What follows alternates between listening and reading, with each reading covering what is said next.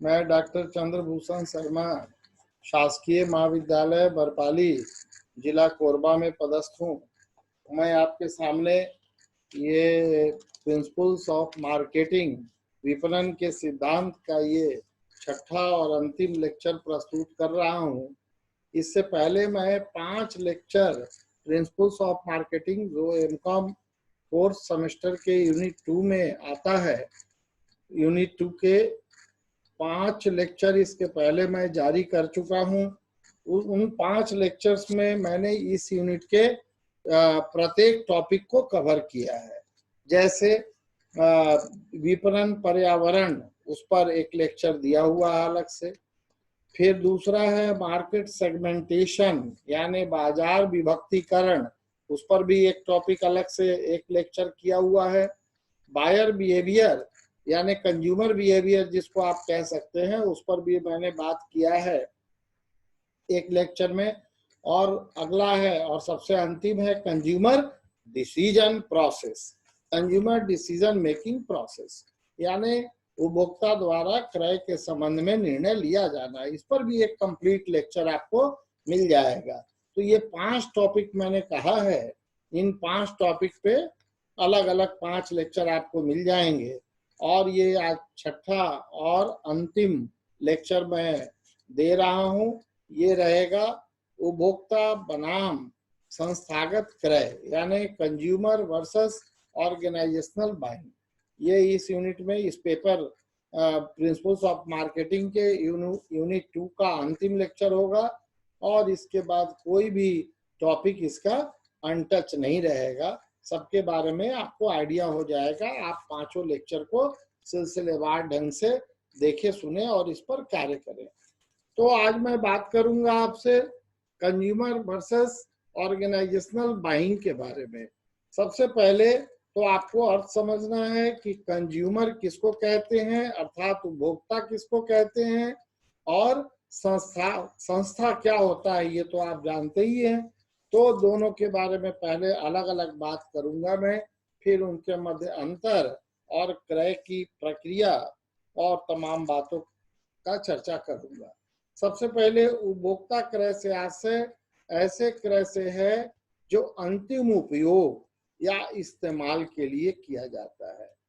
मैं आप सभी दैनिक जीवन में अनेकों वस्तु एवं सेवाओं का उपयोग करते हैं ताकि हमें अपनी आवश्यकताओं की पूर्ति हो सके। इसके लिए हम लोग वस्तु एवं सेवाओं का उपयोग करते हैं। जब हम लोग वस्तु एवं सेवाओं का उपयोग करते हैं तो वहां पर एक उपभोक्ता की हैसियत से हम लोग कार्य कर रहे होते हैं, यानी एक उपभोक्ता का रोल अदा कर रहे होते हैं। बस इसको आप समझेंगे तो आपको उपभोक्ता समझने में दिक्कत नहीं होगी। इसके अंतर्गत वैसे क्रय आते हैं जो स्वयं के उपयोग के लिए वस्तु एवं सेवाएं क्रय करने से है, जिसे रोज की आवश्यकता, जैसे अभी मैं कह रहा था आपको कि हमारे डेली नीड्स को पूरा करने के लिए जो भी क्रय हम लोग करते हैं, चाहे वो हम लोग किराना आइटम का क्रय करें या ट्रांसपोर्ट का को हायर करें या हम लोग पेट्रोल का क्रय करें या रेलवे का टिकट लें या बस में यात्रा करें, ये सभी क्या है, या तो गुड्स है या सर्विसेज है जिनका हम लोग सामान्य रूप से दैनिक जीवन में उपयोग करते हैं। और जब हम उपयोग कर रहे होते हैं इन सेवाओं का, इन वस्तुओं का, तो उसे ही क्या कहते हैं, वहां पर मैं क्या रहता हूं, उपभोक्ता रहता हूं। इसे B2C यानी बिजनेस टू कंज्यूमर कहते हैं, यानी बिजनेसमैन किसको वस्तु एवं सेवा दिया है, उपभोक्ता को, तो ये कहलाएगा B2C। अब हम लोग समझेंगे कि संस्थागत क्रय से क्या आशय है। इसमें एक टॉपिक दिया हुआ है कंज्यूमर वर्सेस ऑर्गेनाइजेशनल बायर्स, इसलिए इस लेक्चर को मैंने प्लान किया है। तो संस्थागत क्रय से आशय व्यवसायिक उद्यम संस्थाओं एवं सरकार द्वारा किए गए क्रय से है। इसे B2B क्रय भी कहते हैं, यानी बिजनेस टू बिजनेस क्रय, जो प्रायः पुनर्विक्रय या उत्पादन में प्रयोग हेतु किए जाते हैं। यानी ये उपयोग के लिए नहीं किया जाता है। यदि ये स्वयं उपयोग के लिए किया जाएगा तो उसको हम लोग पुनः कंज्यूमर के रूप में वहां पर काम करेगा, वो चाहे संस्था हो या गवर्नमेंट हो या कोई औद्योगिक उपक्रम हो। ये प्रायः कच्चे माल के रूप में या उसके पुनर्विक्रय हेतु या उस पर कुछ काम करके उसकी उपयोगिता में कुछ वैल्यू एडिशन करके बेचने के लिए किए जाते हैं। तो इसे हम लोग क्या कहते हैं, संस्थागत क्रय कहते हैं। संस्थागत क्रय व्यवसाय की दृष्टि से काफी महत्वपूर्ण होता है, क्योंकि संस्था जब क्रय करता है तो उसकी मात्रा क्या रहेगा, बहुत अधिक रहेगा, और अधिक मात्रा रहने के कारण उसका मूल्य भी क्या होगा, अधिक होगा। तो ऐसे क्रय वस्तु एवं सेवाओं का स्थानीय अथवा अंतरराष्ट्रीय हो सकती है, यानी लोकल भी क्रय हो सकता है और बाहर भी। कंज्यूमर नॉर्मली क्या करता है, वो लोकल क्रय करता है, स्थानीय रूप से क्रय करता है। लोकल में भी बिल्कुल क्षेत्रीय, उसी शहर के उसी भाग में वो क्रय करना चाहता है जहां पर वो सामान्यतः रहता है। लेकिन व्यवसायिक क्रय के दशा में, संस्थागत क्रय के दशा में ऐसा नहीं है। जहां पर वो वस्तु या सेवा सस्ती पड़ेगी, क्रेता वहां से खरीद के ले आएगा, चाहे वो अपने देश में हो अथवा दूसरे स्थान पर हो। तो ये उपभोक्ता का क्रय और संस्थागत क्रय या व्यवसायिक क्रय दोनों के बाद से आप परिचित हो गए। अब हम इन दोनों में अंतर पर विचार करेंगे। उपभोक्ता क्रय एवं संस्थागत क्रय में अंतर, difference between consumer buying and organizational buying. कहता है कि कई मामलों में उपभोक्ता एवं संस्थागत क्रय एक समान होते हैं। कई मामलों में माने बहुत सारी समानताएं हैं। क्यों समानताएं हैं? क्योंकि देखिए, संस्था अपने आप में कोई व्यक्ति तो होता नहीं, वहां भी कोई ना कोई व्यक्ति क्रय करेगा। तो कहता है कि दोनों में किसी न किसी व्यक्ति का शामिल होना होता है, दोनों में व्यक्ति शामिल होता है। फिर भी दोनों के मध्य कुछ अंतर है, उस अंतर के बारे में हम लोग चर्चा करेंगे। सबसे पहला जो अंतर का आधार हमने लिया है वो है बाजार ढांचा एवं मांग।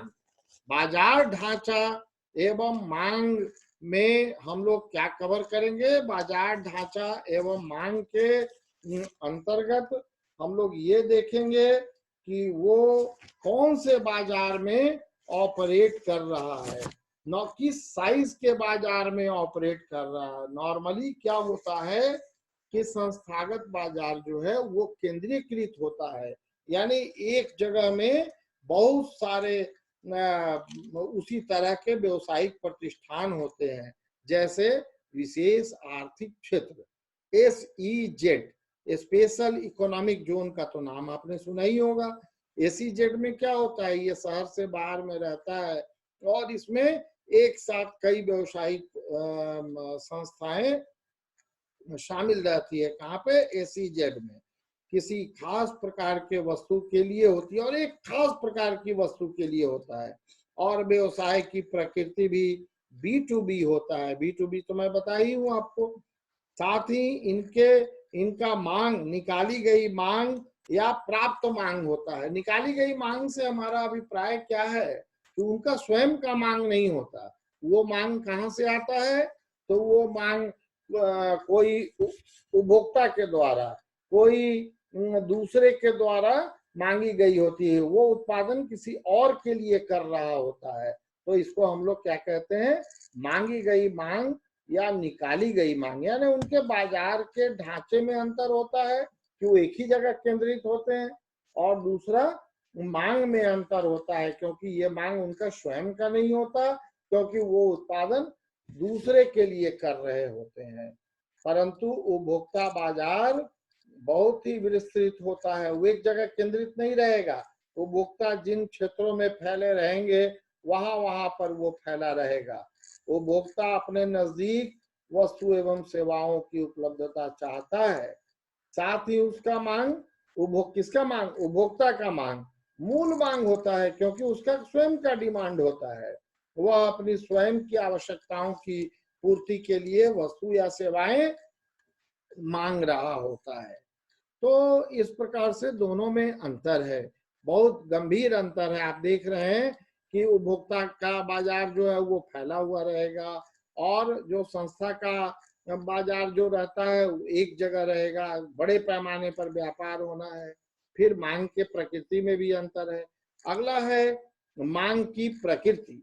मांग की प्रकृति का मतलब कि दोनों के मांग में अंतर है। संस्थागत जो क्रय होगा उसका मांग जो होगा वो बेलोचदार होगा, इन इलास्टिक होगा, बेलोचदार, क्योंकि इनका मांग किसी दूसरे का मांग होता है तो वहां से वस्तु तय हो गया, कीमत तय हो गया। ऐसी दशा में वस्तु का मूल्य यदि घटता बढ़ता भी है तो संस्था को कोई फर्क नहीं पड़ता, क्योंकि पहले से मूल्य तय है। तो उसका मांग क्या होता है, किसका, संस्थागत मांग बेलोचदार होता है, इन इलास्टिक होता है, क्योंकि इनका मांग दूसरे का होता है।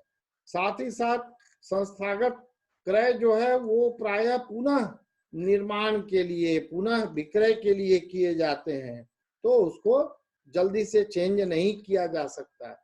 यदि कॉस्ट थोड़ा बढ़ भी जाएगा तो भी उत्पादन को रोका नहीं जा सकता।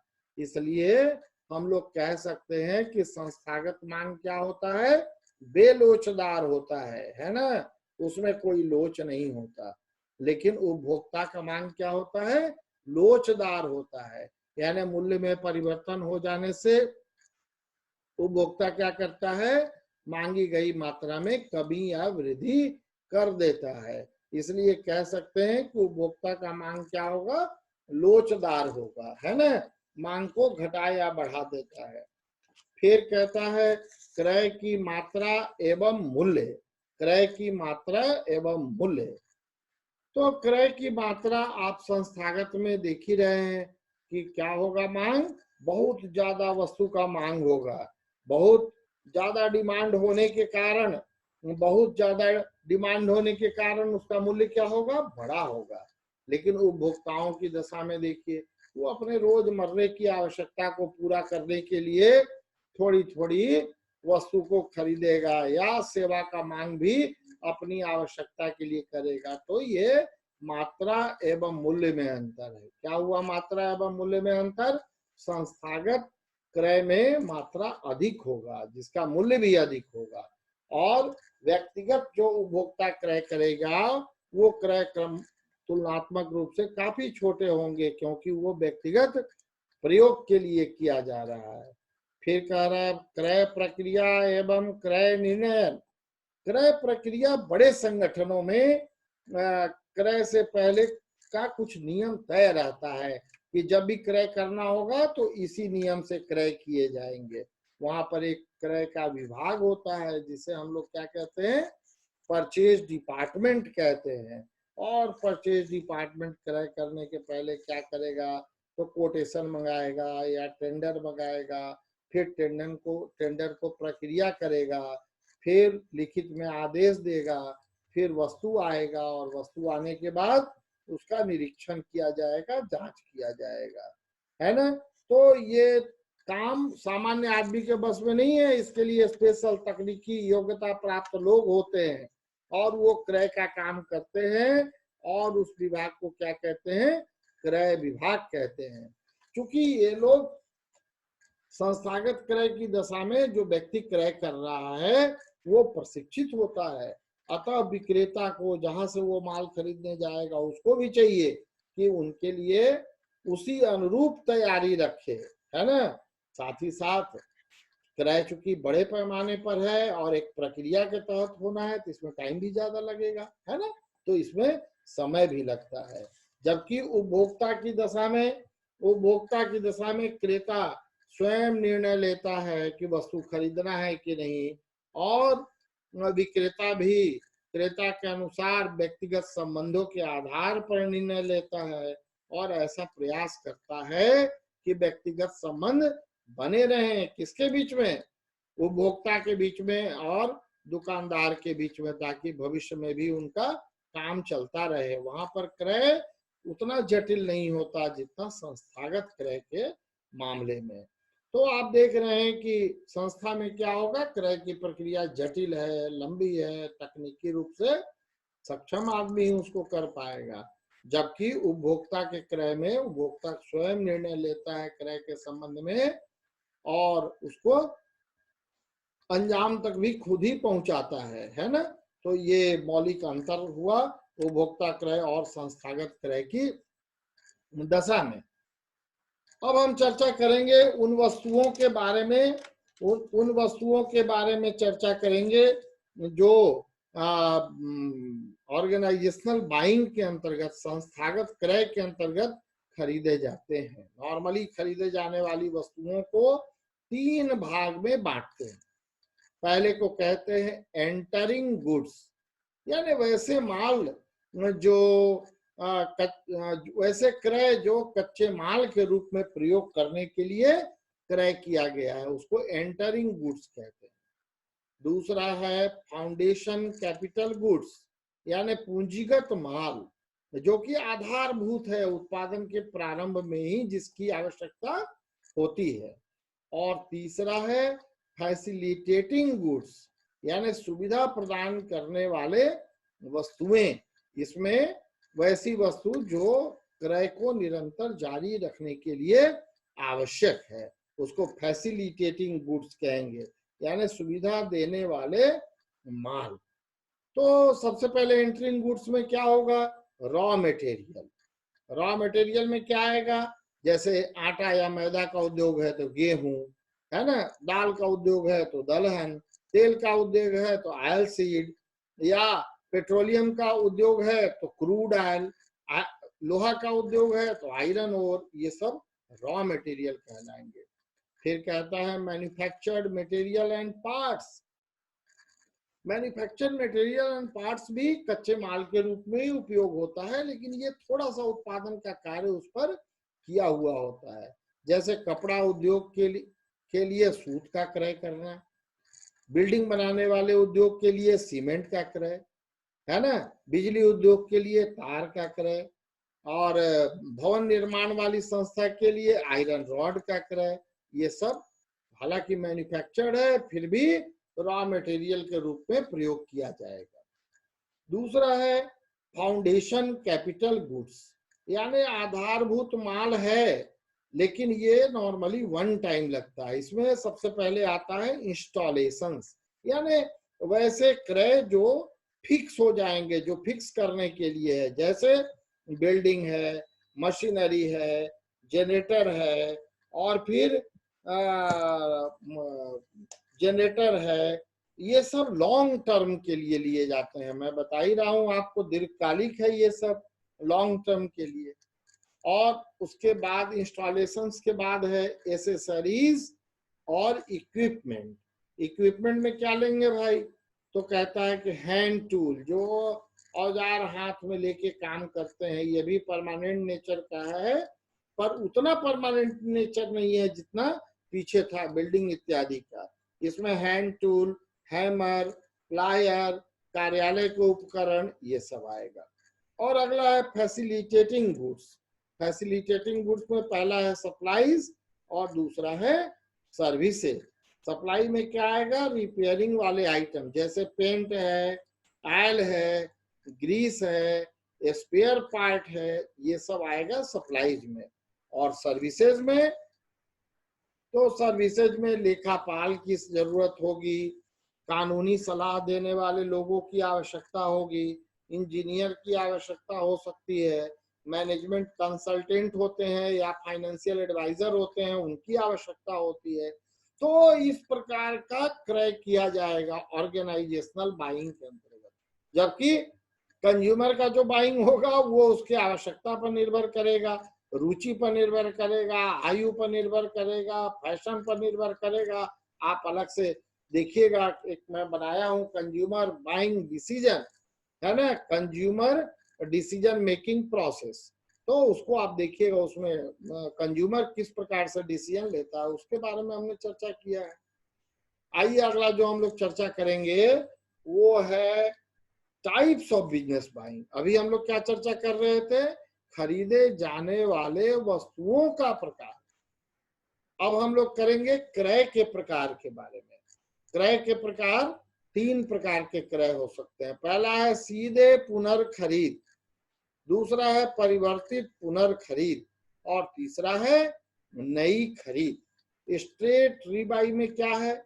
सेम चीज को बार बार खरीदना, इसको हम लोग रूटीन बाइंग कह सकते हैं। यानी बार बार बिना किसी परिवर्तन के एक लिस्ट को अप्रूव कर दिया जाता है, एक विक्रेता को अप्रूव कर दिया जाता है और उसी विक्रेता से बार बार आदेश देके सामान खरीदा जाता है। इसमें बल्कि खरीदे जाने वाली मात्रा भी तय रहता है, जिसे हम लोग क्या कहते हैं? री ऑर्डर सिस्टम कहते हैं, यानी पुनर्खरीद वाली पद्धति कहते हैं। बार बार उसी से पुनः खरीदना है, बार बार प्रक्रिया नहीं करनी। दूसरा होगा, उसको हम लोग कहते हैं मॉडिफाइड रीबाई, यानी परिवर्तित पुनः खरीद। इसमें क्या करेंगे? तो इसमें कहता है कि मॉडिफिकेशन करके कुछ खरीद का आदेश दिया जाएगा। मॉडिफिकेशन किस प्रकार का होगा? तो क्रेता के द्वारा मॉडिफिकेशन हो सकता है या विक्रेता भी कुछ मॉडिफिकेशन बोल सकता है।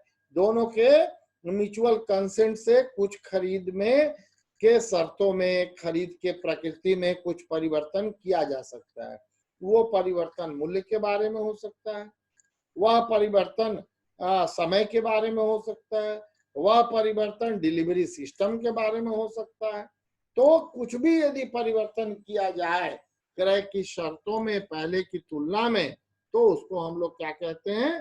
परिवर्तित पुनर्खरीद कहते हैं। और तीसरा है नई खरीद, न्यू टास्क या न्यू बाइंग। न्यू बाइंग में तो आपको जाहिर है एकदम फर्स्ट टाइम बाइंग होगा। इसमें नॉर्मली बड़ी खरीद आता है, जैसे मकान खरीदना हो, मशीन खरीदना हो, तकनीकी खरीदना हो, तो आपको क्या करना पड़ेगा? क्योंकि ये खरीद रूटीन प्रोसेस का नहीं है, इसलिए इसके लिए नए सिरे से क्रय का पूरा प्रक्रिया करना होगा। और क्रय के प्रक्रिया को तो आप जानते ही हैं, आगे हम लोग क्रय के प्रक्रिया को चर्चा कर रहे हैं, क्रय के प्रक्रिया के बारे में भी। तो इस 3 प्रकार के क्रय हो सकते हैं, सीधी पुनर्खरीद, परिवर्तित पुनर्खरीद और नई खरीद। आइए अब खरीद किस प्रकार से होता है संस्थाओं में, संस्थागत क्रय को करने की क्या प्रक्रिया है। सबसे पहला है समस्या क्या पहचान करना, कौन सा खरीद आपको करना है। समस्या मतलब खरीद की प्रकृति को चिन्हित करना है कि कौन सा वस्तु को खरीदना है, कौन सी संपत्ति को खरीदना है, कौन सी सेवा को खरीदना है। दूसरा, आवश्यकता का सामान्य विवरण, जनरल नीड डिस्क्रिप्शन। आवश्यक जो आपको सामग्री चाहिए, जो सेवा चाहिए, उसका सामान्य विवरण आपके पास होना चाहिए कि वो इस प्रकार का होना चाहिए। एक दिमाग में आपके पास खाका होना चाहिए कि हम कौन सी सामग्री चाह रहे हैं, है ना, कौन सी सेवा चाह रहे हैं और उसका क्या उद्देश्य है, ये क्लियर होना चाहिए। तीसरा है आपूर्ति दाताओं का पता लगाना। तो आपूर्ति दाता का पता लगाना है कि जो आपको सेवा चाहिए उसको देने वाले कौन कौन है मार्केट में। वो कहाँ से पता लगेगा? तो कहता है बहुत सारे व्यवसायिक पत्रिका हैं जिसको ट्रेड जर्नल कहते हैं। आप ट्रेड जर्नल से पता लगेगा, इंटरनेट से पता लगेगा, ऑक्शन साइट से पता लग सकता है, ट्रेड एसोसिएशन से भी आप पूछ सकते हैं, ट्रेड एसोसिएशन से या ट्रेड डायरेक्टरीज से। ट्रेड डायरेक्टरी भी होता है, उसमें मालूम पड़ जाएगा कि अमुक सामग्री को, अमुक सेवा को देने वाले कौन कौन लोग हैं, कौन कौन संस्था है, कौन कौन फर्म है। नेक्स्ट है, जब फर्म आप जान गए तो आप क्या करेंगे? प्रस्ताव को आमंत्रित करेंगे, यानी उनसे प्रस्ताव बुलाएंगे कि हमें ऐसा ऐसा सामान चाहिए, आइए भाई दीजिए, ऐसी सेवा चाहिए, आप क्या मूल्य लेंगे, क्या शर्त रहेगा। ऐसा करके 2-4 से प्रस्ताव आमंत्रण करते हैं, अखबारों के माध्यम से, विज्ञापन देकर, इंटरनेट के माध्यम से, फिर उन्हीं माध्यमों से ट्रेड जर्नल में विज्ञापन देके आप प्रपोजल को इनवाइट करते हैं। फिर कहता है आपूर्ति दाताओं का चयन। फिर आपको जैसा सामान देने वाला मिल जाएगा, उसमें आप प्रॉपर दाम के हिसाब से, सेवा के हिसाब से, क्वालिटी के हिसाब से आप आपूर्ति दाता का चयन करेंगे। और सबसे अंतिम है कि सामग्री आ जाने के बाद उसका निरीक्षण करेंगे, और उसके कार्य निष्पादन का अवलोकन करेंगे, रिव्यू करेंगे कि जब सामान आ गया, जब वस्तु आ गई, जब मशीन आ गया, जब सेवा आपको मिलने लगा, तो वो सेवा आपके कार्य के अनुरूप है कि नहीं, उसके कार्य को वास्तव में अवलोकित करके देख के आप पता लगाएंगे। तो इस प्रकार से ऑर्गेनाइजेशनल बाइंग का प्रक्रिया पूरा हुआ। तो आप देख रहे थे कि ऑर्गेनाइजेशनल बाइंग और कंज्यूमर बाइंग दोनों में कई समानताएं हैं और कई विभेद भी है। और कंज्यूमर बाइंग तो आप विभिन्न माध्यमों से पढ़े हैं, क्योंकि नॉर्मली जब हम क्रय की बात करते हैं तो वो कंज्यूमर बाइंग ही होता है, पर ऑर्गेनाइजेशनल बाइंग थोड़ा सा उससे अलग है, जिसके बारे में हमने चर्चा की। आपने ध्यान से सुना इन बातों को, इसके लिए आपको बहुत बहुत धन्यवाद। Thank you.